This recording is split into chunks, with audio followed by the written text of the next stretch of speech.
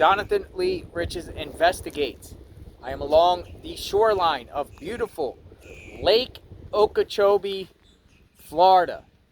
Lake Okeechobee is the second largest freshwater lake in the United States, in the 48 continental United States. The only freshwater lake that is bigger than this lake behind me is Lake Michigan. It is the 10th largest lake in the United States if you want to include Alaska and Hawaii. Lake Okeechobee. It's beautiful. I'm going to show it to you.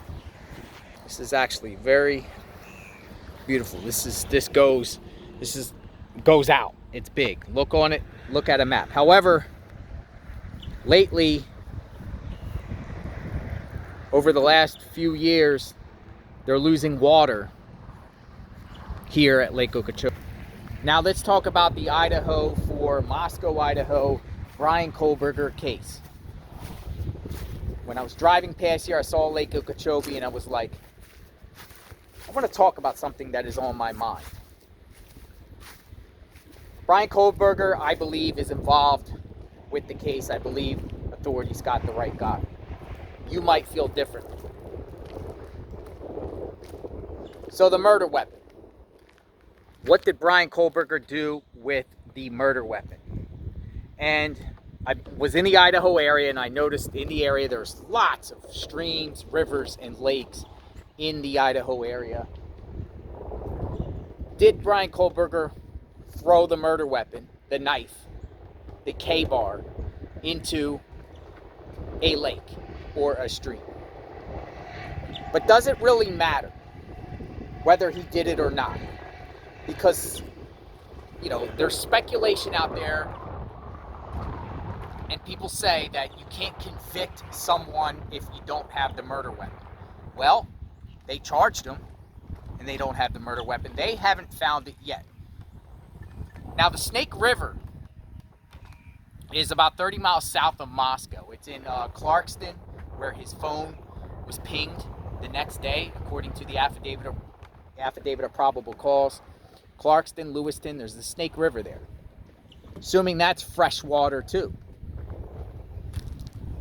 If you throw a murder weapon into a fresh body of water, and you recover it later, can you prove, like if they were going to find the murder weapon in one of these freshwater places, and they found it, say they find it, would you be able to prove that Bryan Kohberger, would you possessed it, or it is the murder weapon? Can you get DNA? Does DNA on a murder weapon that gets thrown and put into the water and you recover it out of the water, can you get the DNA off of it? Fingerprints.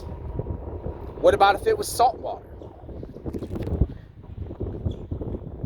Can you get DNA? Can you get proof? Like if authorities down the line say, oh, look, our investigative team led to a lake or a body of water and we recovered a K-bar. And the K-bar knife, you know, it's now the month of February.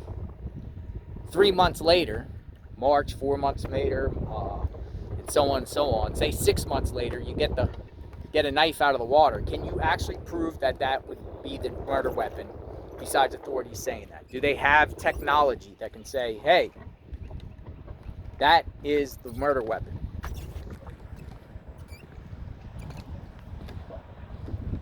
Beautiful out here. Lake Okeechobee.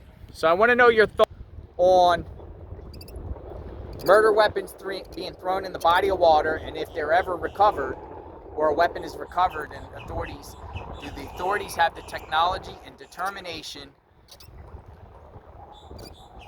to find out if it actually belonged or was involved with the Moscow, Idaho 4 crime? DNA, fingerprints, blood.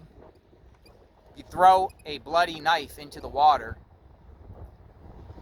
Will the blood, if it dries, like if it dried on the murder weapon, you throw it in, will it go away on it? And I'm asking legit questions. I don't really hear people talking about it, but it doesn't matter.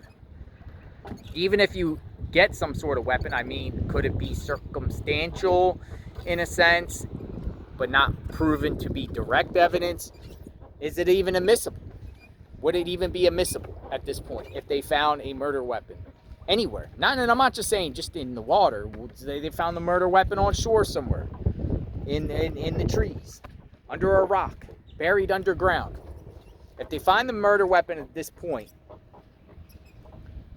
would it be admissible?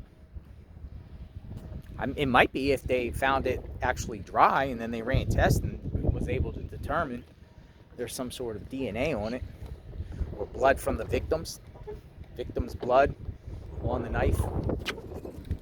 The willow trees. See that? Beautiful. Lake Okeechobee. Let me know what you think. Subscribe to my channel, like, hit the notification button. I am traveling around. Had to stop by the beginning stages of Lake Okeechobee. It's like, you can see trees on the other end, but right around the corner of the bend, it's big. Big area. We'll talk soon. Everyone be safe. God bless.